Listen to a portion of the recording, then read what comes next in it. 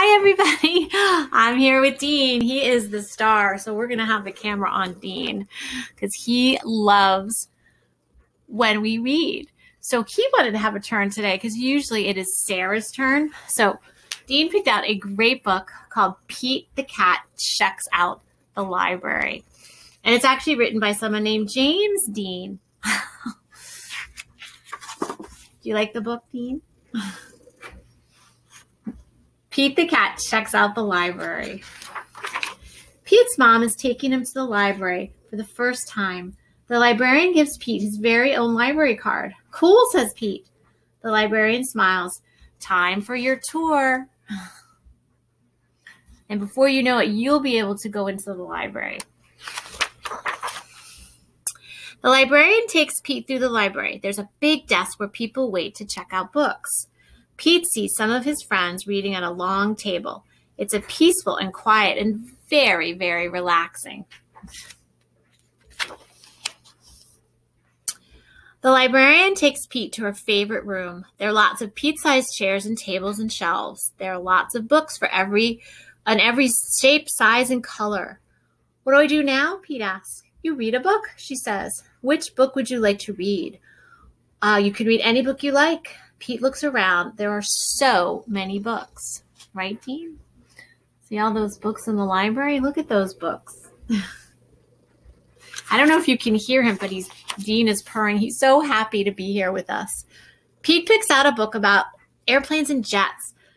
He reads it and pretends he's a stunt pilot. He flies super fast and does loop-the-loops and spirals high in the sky.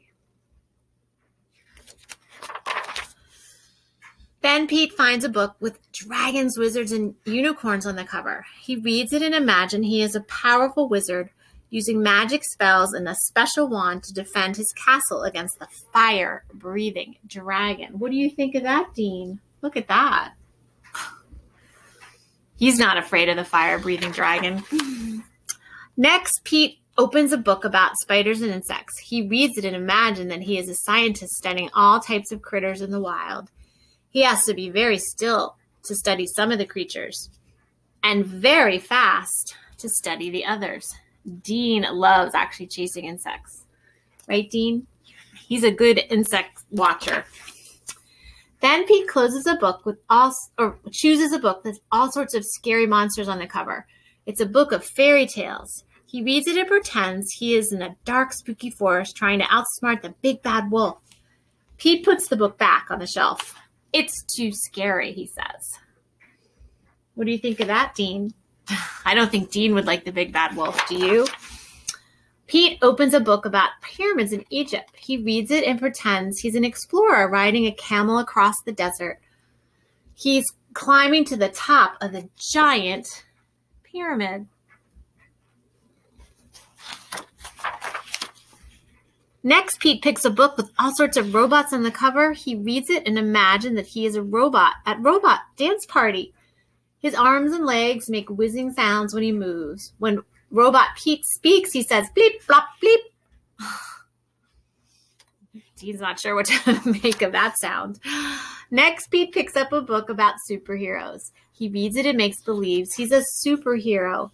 He flies around the city in a colorful cape, chasing bad guys and saving the day. I think Dean would like to do that, right, Dean? He says, yes, he would like to fly through the sky. Then Pete spots a big book about an ocean and its creatures. He reads it and imagines he's a scientist in a submarine deep in the Atlantic Ocean looking for whales, squids, and sharks. There are so many wonderful books to read at the library. Pete can be whatever he imagines with the book. Reading is super groovy. And you can still read, even though you can't go to the library yet. You can take out books. You can use the books that you have at home and read them over and over again. And before you know it, you'll be able to go back to the library and maybe even find this book. So Dean is so happy that he was here with all of us.